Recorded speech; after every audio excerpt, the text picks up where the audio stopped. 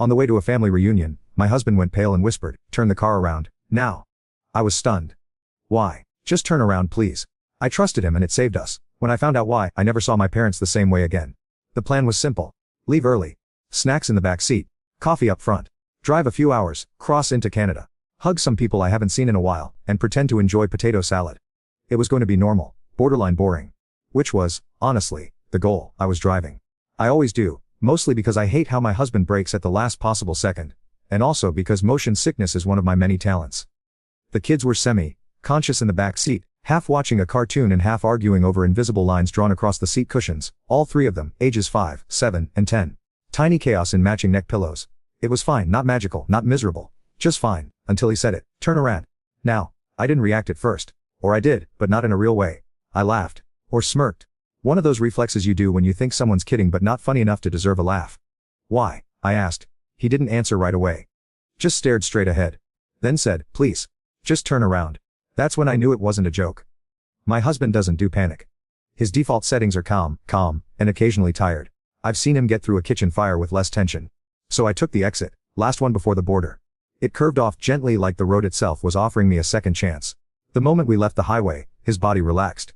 Not all the way. Just enough to make it obvious he'd been bracing for something. "Okay," I said. "Wanna tell me what's going on now?" He shook his head. "Just drive." "Drive where?" "I don't know. Anywhere but there." The kids were starting to notice. "Are we going the wrong way?" my middle one asked. "We forgot something." I said automatically.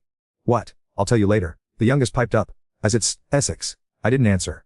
My husband didn't speak again for a long time. We drove in silence. 20 minutes, maybe more. Just miles of trees and guilt pressing on the back of my neck. Then he said, "Take the next turn off." It led to nowhere. A narrow access road with no sign and no real purpose.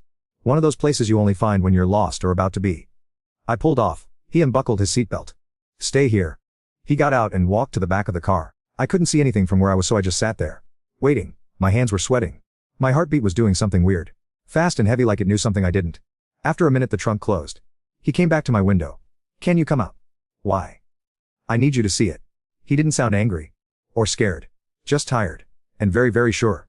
I got out. He walked me to the back of the car and opened the trunk. Didn't say anything. Just pointed. I looked. And then I forgot how to breathe. I wasn't scared. Not yet. Fear was still on its way. What I felt in that moment was something slower. Heavier. Like falling through the floor of my own life. I didn't touch it. I didn't need to. I just knew. We were one wrong choice away from losing everything. The funny thing is I actually thought I was the responsible one in the family. Not responsible in a pays their taxes and wears sunscreen way. Though yes, those too. But in the sense that I thought I could be the stable one.